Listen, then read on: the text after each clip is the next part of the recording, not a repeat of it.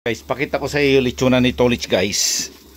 Kung bakit siya malasa guys. Kasi hindi po yan nakadapa. Umiikot po yan lechonan na yan guys. Yan, kung makikita nyo yan, umiikot yan guys. Tingnan nyo naman lahat. Ilalim, ibabaw. Crispy guys.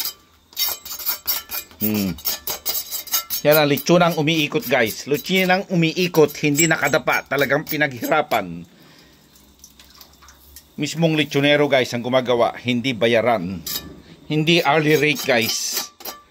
Yan. So meaning, alam na this. Kaysa binabayaran ng mga corporate na lechonero.